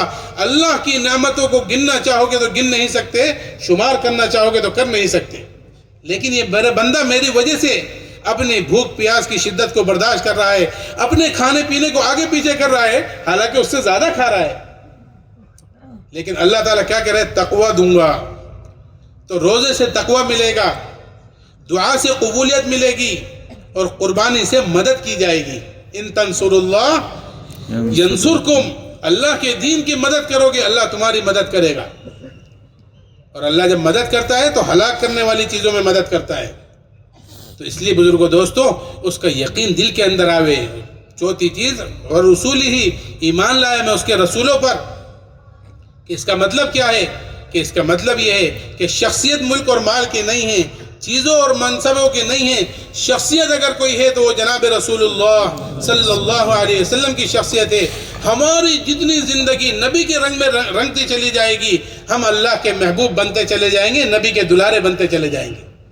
کہ نبی کے کام کو اپنا کام بنانا, نبی کے طریقے کو اپنا طریقہ بنانا, نبی کی سنتوں کو اپنی زندگیوں میں زندہ کرنا. جتنی ہم حضور کی سنتوں کو اپنی زندگی میں زندہ کرتے چلے جائیں گے, اللہ تعالیٰ کے محبوب بنتے چلے جائیں گے, نبی کے دلارے بنتے چلے جائیں گے. اس لیے حضور والے کام کو بھی کرنا ہے, حضور کی سنتوں کو بھی اپنی زندگی میں لانا ہے, اور حضور پاک علیہ الصلوۃ والسلام کی محبت کے ساتھ کرنا ہے. صحابہ اکرام رضوان اللہ علیہم اجمعین نے نبی کا کام کیا ہے نبی کی محبتوں کے ساتھ, نبی کا کام کیا ہے نبی کی اطاعتوں کے ساتھ, نبی کا کام کیا ہے حضور کی محبت کو لے کر. کیسی محبت کہ صحابہ اکرام رضوان اللہ علیہم اجمعین یہ فرماتے ہیں کہ میں سوچتا ہوں کہ جب میں کوئی چیز تولتا ہوا ہوتا ہوں اور نبی کا خیال مجھے آ جاتا ہے تو میں تولنا چھوڑ دیتا ہوں, مدینے میں آتا ہوں, نبی کی زیارت جب تک نہ کر لوں مجھے چین نہیں آتا. لیکن میں سوچتا ہوں کہ جنت میں جائیں گے, جنت اللہ کے رسول کی وہ اونچی جنت ہوگی اور ہمیں جنت اس سے نیچی دی جائے گی. تو حضور کی زیارت کے بغیر جنت کیا ہے؟ تو جب یہ خیال میرے اوپر آ جاتا ہے میری نیندیں اڑ جاتی ہیں. تو اس حدیث کا شان نزول یہ بتلایا گیا المرء مع من احب, جو جس سے محبت کرے گا اس کے ساتھ ہوگا. صحابہ اکرام رضوان اللہ علیہ مجمعین فرماتے ہیں کہ ہمیں ایمان کے بعد سب سے زیادہ جو خوشی ہوئی وہ اس حدیث سے ہوئی کہ المرء مع من احب, جو جس سے محبت کرے گا وہ اس کے ساتھ ہوگا. اور ہماری حالت یہ ہے, اللہ ہم سب کو صحیح سمجھ نصیب فرماوے. تو یہ صحابہ سچی محبت کرنے والے. حضرت طلحہ بن برا رضی اللہ عنہ کا قصہ آتا ہے کہ حضرت طلحہ بن برا رضی اللہ عنہ حضور اقدس صلی اللہ علیہ وسلم کو پتہ چلا کہ ان کو اپنی ماں اور باپ سے بڑی محبت ہے. چنانچہ وہ حاضر خدمت ہوئے اور عرض کرنے لگے کہ یا رسول اللہ صلی اللہ علیہ وسلم مجھے آپ سے بڑی محبت ہے. تو حضور نے فرمایا دیکھ لو کیا کہتے ہو. پھر آ کر عرض کیا کہ یا رسول اللہ مجھے آپ سے بڑی محبت ہے. پھر آپ نے فرمایا دیکھ لو سوچ لو کیا کہتے ہو. پھر آ کر عرض کیا یا رسول اللہ مجھے آپ سے بڑی محبت ہے. تو آپ نے فرمایا جب اپنی ماں کا سر لا کاٹ کر. تو یوں نہیں کہا کیوں کیا کس لیے, آپ تو ان چیزوں کا حکم نہیں کرتے, بلکہ جیسے ہی کہا فوراً تلوار اٹھائی اور چل دیے. آپ نے فرمایا بلاؤ اس کو کہ بھائی ہم اس کام کے لیے نہیں آئے ہیں, تمہاری ماں نہیں مروانی, اس سے ذاتی تعلق جب سے مجھ سے زیادہ نہ ہو جائے. یہ تمہارے آزمائش تھی, تمہارا امتحان تھا, تم اپنے امتحان میں کامیاب ہو گئے. تو یہ صحابہ تھے جو حضور کی باتوں کو مانتے تھے. اور جب چند دنوں کے بعد طلحہ بن برا رضی اللہ عنہ بیمار پڑ گئے تو حضور اقدس صلی اللہ علیہ وسلم بنفس نفیس پوچھنے کے لیے تشریف لے گئے. یہودیوں کا محلہ، دشمنوں کے محلہ پار کر کر طلحہ بن برا رضی اللہ عنہ کے پاس گئے، ان سے حال چال دریافت کیے. دیکھا کہ طلحہ بن برا تو بے ہوش پڑے ہوئے ہیں. تو آپ نے کیفیت دیکھی اور ساتھیوں سے کہنے لگے کہ ایسا لگتا ہے یہ طلحہ بن برا کسی وقت اللہ کو پیارا ہو جائے گا. جب یہ مر جائے مجھے مدینے میں اطلاع کرنا تاکہ میں آؤں، ان کو نہلاؤں دھلاؤں، کفن پہناؤں، ان کو نماز جنازہ پڑھاؤں، ان کو قبر کے اندر اتاروں. چنانچہ حضور یہ کہہ کر واپس ہوئے اور طلحہ بن برا کو ہوش آ گیا. پوچھا کہ حضور آئے تھے مجھے پوچھنے؟ کہ ہاں آئے تھے. کیا فرما گئے؟ کہ یہ کہہ گئے ہیں، یہ فرما کر گئے ہیں کہ اگر طلحہ کا رات کو انتقال ہو جائے تو مجھے اطلاع کر دینا تاکہ میں اس کی نماز جنازہ پڑھاؤں. تو حضرت طلحہ بن برا رضی اللہ عنہ فرمانے لگے کہ حضور کی نماز تو نماز ہے، وہ تو میری نجات کا ذریعہ ہوتی. ان صلاتک سکن لہم، کہ ان کی نماز تو نماز ہے، تو وہ نماز تو مجھے بہت محبوب ہے. لیکن میری ایک رائے ہے کہ جب میں مر جاؤں تو حضور کو اطلاع مت کرنا. کیوں؟ کہ سارا محلہ پار کر کر آئیں گے یہودیوں کا، مدینے سے آئیں گے اور راستے میں یہود پڑتے ہیں. میں نہیں چاہتا کہ میرے نبی کو میری وجہ سے تکلیف ہو جائے. اگر خدا نہ خواستہ ان کو تکلیف پہنچائی گئی تو کل قیامت کے دن میں اللہ کے رسول کو کیا منہ دکھاؤں گا. چنانچہ جب میرا انتقال ہو جائے تم نماز پڑھا دینا، مجھے نہلا دینا دھلا دینا، کفن پہنا دینا، میری جنازے کی نماز کوئی بھی پڑھا دینا اور مجھے دفن کر دینا. پیارے نبی صلی اللہ علیہ وسلم کو اطلاع مت کرنا. چنانچہ انتقال ہو گیا. لوگوں نے ان کی وصیت کے مطابق ان کو دفنا دیا. صبح کی نماز میں جب حضور نے پوچھا بھائی طلحہ کا کیا حال ہے، کہ یا رسول اللہ اس کا تو انتقال ہو گیا، کہ مجھے کیوں نہیں اطلاع ہوئی؟ تو سارا قصہ سنایا گیا کہ اے اللہ کے نبی، طلحہ بن برا نے منع فرما دیا تھا، یہ کہا تھا کہ اللہ کے نبی آئیں گے، راستے میں اگر کوئی تکلیف ہو گئی تو میں اللہ کے نبی کو کیا منہ دکھاؤں گا.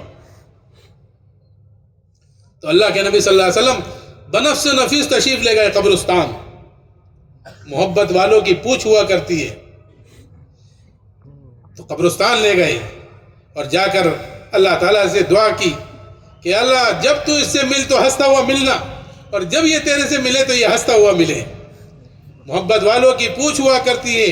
اسی محبت کو ہمارے اندر لانے کے لیے اعمال پر محنت مانگی گئی ہے کہ ہم اپنے اعمال پر محنت مانگیں، اس لیے کہ پیارے نبی صلی اللہ علیہ وسلم کا طریقہ آوے.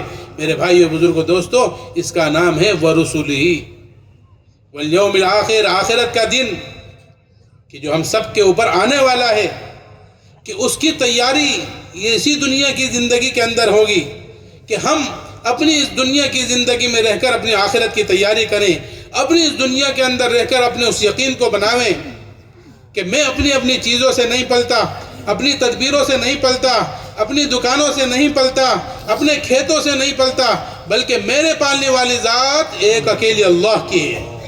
جب اس کا یقین یہاں آئے گا تو قبر کے اندر یقین بولے گا ربی اللہ، میرے پالنے والی ذات اللہ کی ہے. دین کے بارے میں پوچھا جائے گا، دین بتلاؤ کیا لے کر آئے ہو؟ تو اس یقین کو بھی یہاں بنانا کہ اللہ تعالیٰ نے مجھے اور آپ کو دین دیا ہے، دین اسلام. یہ کوئی معمولی چیز نہیں ہے کہ اتنے بڑے اللہ جس کا جیسا کوئی نہیں، جس کا شریک کوئی نہیں، جس کا وزیر کوئی نہیں، جس کا مشیر کوئی نہیں، جس کا ثانی کوئی نہیں، جس کا وہ اکیلا اللہ مجھے اور آپ کو ایک چیز چن کر اور چھانٹ کر دے رہا ہے، وہ معمولی نہیں ہو سکتی.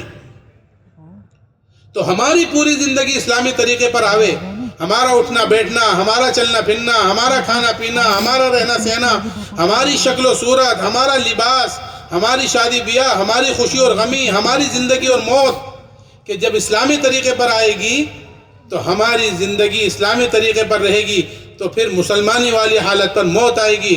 قرآن یہ کہہ رہا ہے وَلَا تَمُوتُنَّ إِلَّا وَأَنْتُمْ مُسْلِمُونَ، تمہاری موت نہ آئے مگر یہ کہ تم مسلمان ہو. مسلمانی والی حالت میں موت جب آئے گی جب مسلمان بن کر زندگی گزاریں گے، اور جب مسلمان بن کر زندگی گزاریں گے تو پھر موت بھی مسلمانی والی حالت میں آئے گی، اور جب مسلمانی والی حالت میں موت آئے گی تو کہیں گے دین الاسلام، میرا دین تو اسلام ہے۔ اور تیسری چیز پوچھی جائے گی جناب رسول اللہ صلی اللہ علیہ وسلم کے بارے میں کہ بھائی شخصیت کے بارے میں بتلاؤ، کیا کہتے ہو؟ اور یہ وہ شخصیت ہے جو تمہیں کبھی نہیں بھولی، کہیں نہیں بھولی، یعنی اللہ کے پاس گئی تو وہاں نہیں بھولی، دنیا سے تشریف لے جا رہے ہیں تو وہاں نہیں بھولی، کہ اللہ کی بارگاہ میں حاضری حضور اکرم صلی اللہ علیہ وسلم کی ہوئی تو التحیات للہ والصلوات والطیبات، تو اللہ رب العزت نے فرمایا السلام علیکہ ایھا النبی ورحمۃ اللہ وبرکاتہ، جواب مل رہا ہے، سلام آ رہا ہے، تو بھول جاتے مجھے اور آپ کو، لیکن فرمایا السلام علینا وعلی عباد اللہ الصالحین۔ فرشتے کہنے لگے اشہد ان لا الہ الا اللہ واشہد ان محمدا عبدہ ورسولہ۔ تو میرے بھائیو بزرگوں دوستو، وہ شخصیت ہمیں کہیں نہیں بھول رہی ہے، وہ شخصیت ہمیں کبھی نہیں بھول رہی ہے، اور ہم نے چند پیسوں کے لیے، چند روپیوں کے لیے، چند دن کی زندگی کے لیے اپنے ہی نبی کو بھلا دیا، ان کے طریقے کو بھلا دیا، ان کی سنتوں کے جنازے نکال دیے، ان کے طریقے کو اپنے کاروبار سے دھکے دے دیے، ان کے دین کو دھکے دے دیے۔ حالانکہ جس دین متین کو لے کر پیارے نبی صلی اللہ علیہ وسلم آئے، جس کے لیے آپ نے قربانیاں دی، جس کے لیے آپ کے دندان مبارک شہید ہوئے ہیں، جس کی وجہ سے خود کی کڑیاں آپ کے چہرے انور کے اندر گھس گئی ہیں، جس کی وجہ سے آپ کا گھر سارا کا سارا تتر بتر ہو رہا ہے، جس کی وجہ سے آپ انتہائی مغموم رہ رہے ہیں، وہی دین ہم نے چھوڑ دیا۔ اللہ ہم سب کو معاف فرماوے، اور ہمیں جو اللہ نے جو زندگی دی ہے اس زندگی کو صحیح سمجھ کے ساتھ اللہ گزارنے کی توفیق نصیب فرماوے۔ میرے بھائیو بزرگوں دوستو، یہ دین ہے، دین اسلام، اور پیارے نبی صلی اللہ علیہ وسلم کے ذریعے سے ہم تک پہنچا ہے، اور نہایت قربانیوں کے ساتھ پہنچا ہے، کہ صحابہ نے قربانیاں دی ہیں بڑی بڑی، کہ جان کی بھی دی ہے، مال کی بھی دی ہے، وقتوں کی بھی دی ہے، صلاحیتوں کی بھی دی ہے، تو یہ دین ہم تک اور آپ تک پہنچا ہے۔ اب ہمارے ذمے ہے کہ یہ دین ہم تک باقی نہ رہے، بلکہ ہمارے ذریعے سے ہماری آنے والے نسلوں تک ان کی بھی دین ایمان کی حفاظت ہو، ان کے پاس بھی دین ایمان جائے۔ لیکن بھائیو بزرگوں دوستو، صرف کہنے سے نہیں جائے گا، اس کے لیے کچھ نہ کچھ جان اور مال اور وقت اور صلاحیتیں جو اللہ نے مجھے اور آپ کو دی ہیں، وہ جان اور مال اور وقت اور صلاحیتیں وہ سب اللہ کے رسول کے نام پر لگائیں گے۔ جو چیز اللہ کے رسول کے نام پر لگتی ہے، نہ کبھی وہ کم ہوتی ہے، نہ کبھی وہ ختم ہوتی ہے۔ اس لیے ہم میں سے ہر ایک یہ نیت اور ارادے کرے کہ اے اللہ، جان تو نے دی ہے، تیری دی ہوئی ہے، مال تو نے دیا ہے، تیرا دیا ہوا ہے، میں اس کو اپنی جان اور مال کو تیرے حکموں کے مطابق خرچ کروں گا، تیرے دین کے اوپر لگاؤں گا۔ اے اللہ، تو میری جان میرے مال کو اپنی دین کی خدمت کے لیے قبول کر لے، اور قیامت تک کے آنے والی نسلوں کی ہدایت کا ذریعہ بنا دے۔ ہم مر جائیں گے، چند روزہ زندگی لے کر آئے ہیں، مر کر مٹی ہو جائیں گے، قبر میں چلے جائیں گے، پھر کوئی کسی کو نہیں پوچھتا، لیکن میری وجہ سے ایک آدمی کو ہدایت مل گئی، یہ میری وجہ سے ایک آدمی راہ راست پر آ گیا، اس کی 50 سال کی نمازیں وہ کل قیامت کے دن ہمارے اور آپ کے لیے وزنی بن جائے گا، ہمارا رجسٹر، اور ہمیں اور آپ کو دلانے والا بنے گا۔ اس لیے میرے بھائیو بزرگوں دوستو، ہم اور آپ یہ نیت کریں، یہ ہمت کریں اور ارادے کریں، اللہ کے وعدوں پر یقین کر کہ اے اللہ، تو نے جو مجھے دیا ہے میں اس کو تیرے نام پر لگاؤں گا۔ اس کے لیے بھائی سب تیار ہیں انشاءاللہ؟ اس کے لیے فرماؤ کھڑے ہو